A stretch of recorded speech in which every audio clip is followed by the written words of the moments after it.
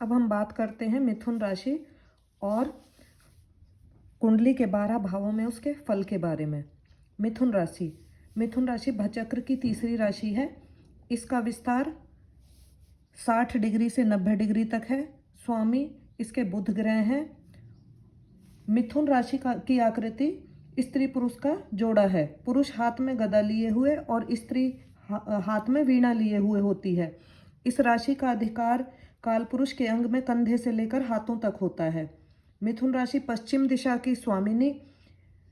इसका रंग हरे तोते जैसा। द्विस्वभाव, अगर हम चर और स्थिर में बात करें तो यह द्विस्वभाव राशि है। क्रूर राशि है। वायु तत्व, दिन में बली, उष्ण, पुरुष जाति, शूद्र वर्णी, शिथिल शरीर वाली और मध्यम संतति वाली राशि है। शिल्पी और विद्या व्यसनी इस राशि का प्राकृतिक स्वभाव है। जातक के हाथ, कंधे और बाहु का विचार इसी राशि से करना चाहिए। इसका स्थान, घूमने फिरने का कोई भी स्थान, जुआ घर, नृत्य गायन का स्थान होता है।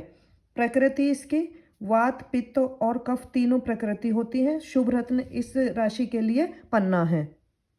अब हम बात करते हैं मिथुन राशि के 12 भावों के फल के बारे में। यदि मिथुन राशि कुंडली के प्रथम भाव में है तो जातक का लग्न मिथुन हो जाता है। और मिथुन बुध ग्रह की राशि है। बुध बुद्धि का कारक व वाणी का स्रोत माना जाता है। यही कारण है कि बोलने की कला मिथुन लग्न वालों में विशेष रूप से होती है। वाद विवाद प्रतियोगिता में भाग लेना और जहाँ पर भी जनसाधारण के बीच में बात करनी हो, ये लोग विशेष रुचि लेते हैं। इनके बारे में एक नेगेटिव बात यह है कि ये एक साथ कई कार्य शुरू कर लेते हैं परंतु किसी को भी टाइम पे पूरा नहीं कर पाते। यदि इस लग्न वालों का बुध बहुत निर्बल ना हो, यहाँ पर बुध लग्नेश और चतुर्थेश दोनों बन जाता है।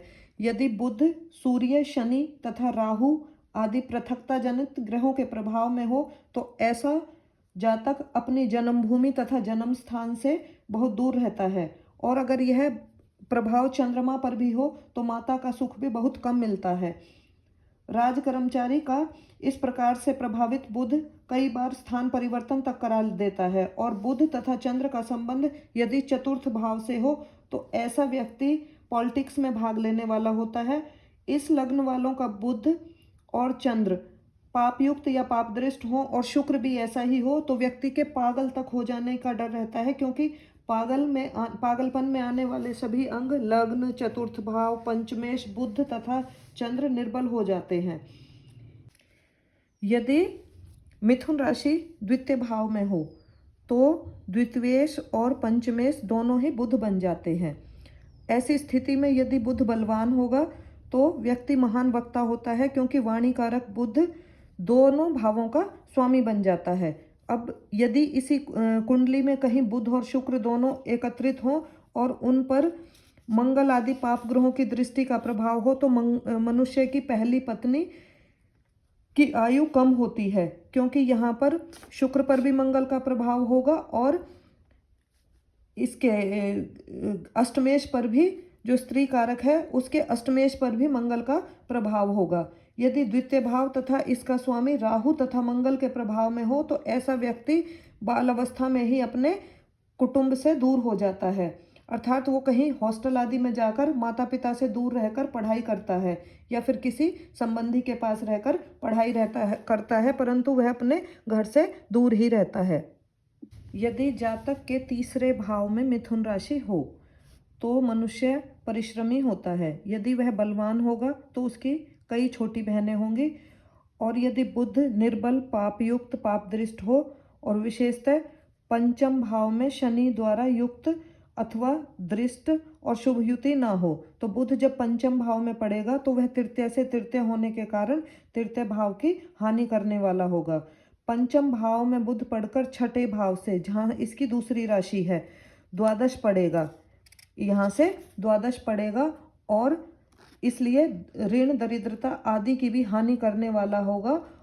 और जब बुध पर केवल पाप दृष्टि होगी तो तृतीय और छठे भाव को और अधिक हानि पहुंचाएगा। अब तीसरा और छठा भाव दोनों ही अशुभ भाव हैं, तो इसका मतलब यह है कि निर्धनता और अभाव को हानि पहुंचेगी। अभाव को हानि का अर्थ है कि व्यक्ति धनाढ़ और संपत्तिशाली होगा। और बुध विपरीत राजयोग में आकर अत्यंत शुभ हो जाएगा। तृतीय भाव तथा बुध पर यदि दो पाप ग्रहों की युति अथवा दृष्टि से प्रभाव हो तो जातक की अचानक मृत्यु हो जाने का योग होता है, क्योंकि तीसरा स्थान अष्टम से अष्टम होने के कारण आयु का स्थान हो जाता है, और जब बुध आयु स्थान का स्वामी होकर पीड़ित एवं निर्बल हो जाता है तो इसका अर्थ यह होता है कि मनुष्य को आयु संबंधी कष्ट मिलता है, क्योंकि बुध चंद्रमा के समान अल्प अवस्था का ग्रह होने के कारण शीघ्रतम अर्थात समय से पहले मृत्यु देता है।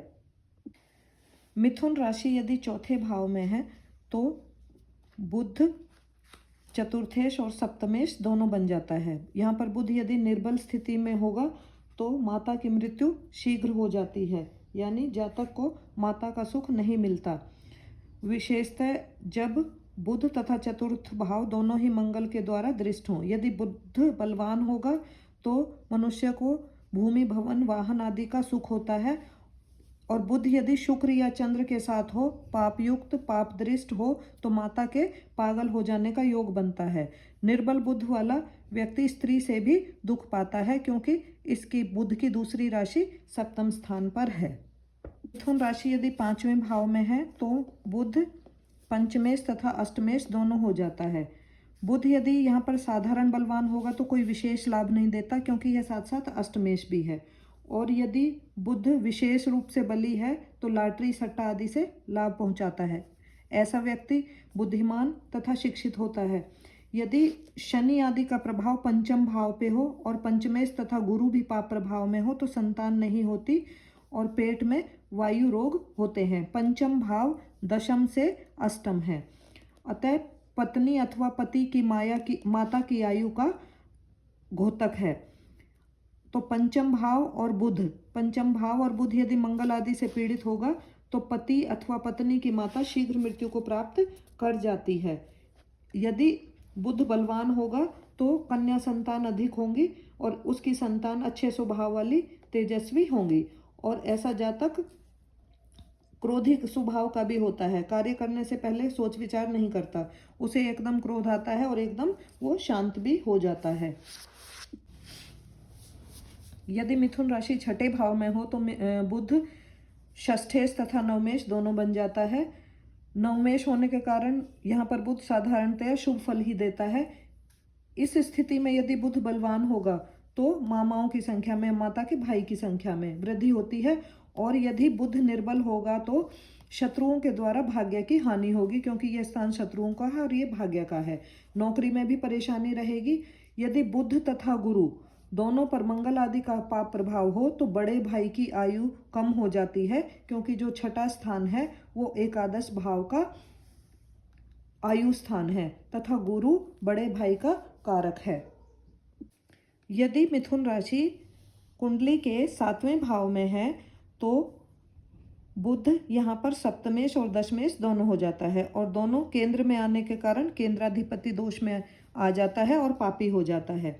ऐसी स्थिति में यदि स्त्री की कुंडली में मिथुन राशि सप्तम भाव में है और गुरु तथा बुध पर सूर्य शनि राहु आदि का प्रभाव है तो स्त्री शीघ्र ही अपने पति से अलग हो जाती है, क्योंकि यहाँ पर यह सप्तमेश है और गुरु स्त्री के लिए पति का कारक है। और यदि सप्तम भाव वाला कोई पुरुष है तो यहाँ पर उनका विवाह शीघ्र हो जाता है, क्योंकि बुध शीघ्रता वाला ग्रह है। और यदि बुध पाप प्रभाव में है तो उसके विवाह में देरी हो सकती है। साथ में पाप प्रभाव में शुक्र पुरुष की स्थिति में और गुरु स्त्री की स्थिति में होना चाहिए पाप प्रभाव में, तो ऐसी स्थिति में विवाह में देरी भी हो जाती है। अब सातवां स्थान जातक की दादी का स्थान भी है, तो यदि यहाँ पर बुध निर्बल होगा तो उसको दादी का सुख नहीं मिलेगा। यदि मिथुन राशि कुंडली के आठवें भाव में है तो कुमार अवस्था या इससे पहले ही मृत्यु दे देता है, क्योंकि बुध एक शीघ्र फल देने वाला ग्रह है। यहाँ पर बुध अष्टमेश और एकादशेश दोनों बन जाता है।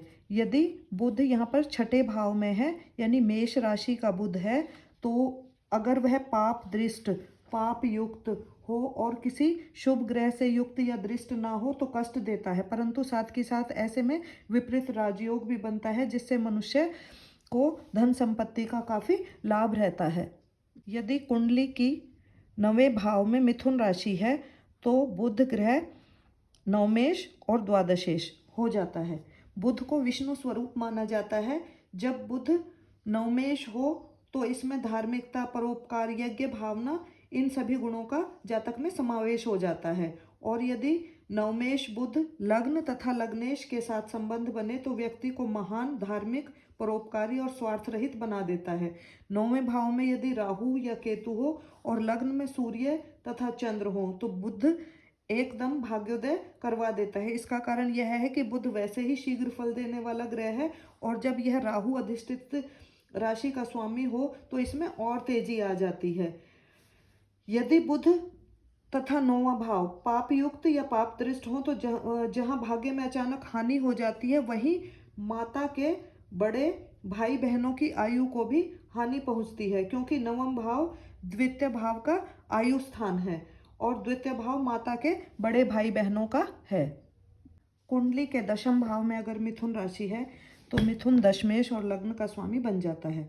ऐसे में बुध जब कुंडली में बलवान होगा तो वह अपनी दशा अंतरदशा में अचानक धन, राज्यपद, यश आदि देगा। और मिथुन राशि का 10वें भाव में होने का अर्थ है कि ऐसा जातक कर्म को प्रधानता देने वाला है। वह अपने गुरु व शिक्षकों के बनाए हुए सदमार्ग पर चलकर मंदिर, धर्मशाला आदि को बनवाने वाला, शुभ कार्य में खर्च करने वाला और परिवार के साथ धार्मिक स्थानों पर जाने वाला और प्रतिभाशाली व्यक्तित्व का धनी होता है।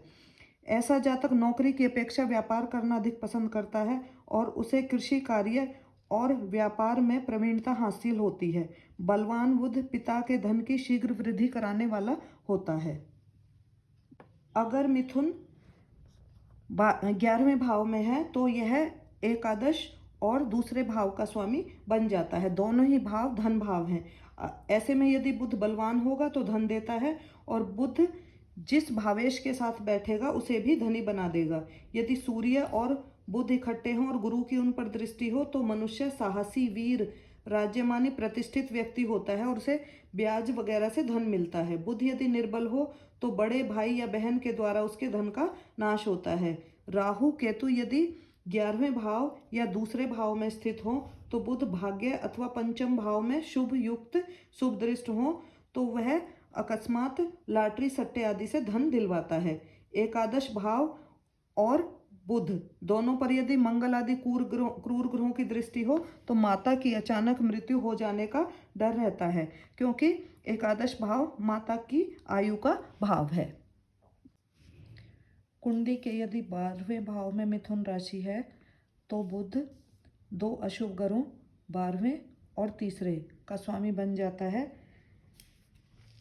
ऐसे जातक कल्पनाओं के संसार में खोए रहते हैं, भावुक प्रवृत्ति के होते हैं, वे संघर्ष से बचना चाहते हैं और अपनी आमदनी पर भी नियंत्रण नहीं रख सकते और ना ही खर्चे से पीछे हटते हैं। ऐसे लोग किसी पर भी विश्वास करते हैं, जिस पर भी विश्वास करते हैं उसी से धोखा मिलता है। युवा अवस्था के बाद इनकी आंखों में समस्या हो जाती है। ऐसे में यदि बुध निर्बल है तो छोटे भाइयों पर व्यय कराएगा। अगर यदि बुध बलवान है तो छोटी बहनें बहुत देता है। परंतु यदि द्वादश भाव या बुध, द्वादश भाव तथा बुध दोनों ही पीड़ित हों, दोनों पर पाप दृष्टि हो तो उत्पन्न संतान का नाश होता है, क्योंकि यह संतान का आयु भाव है। धन्यवाद।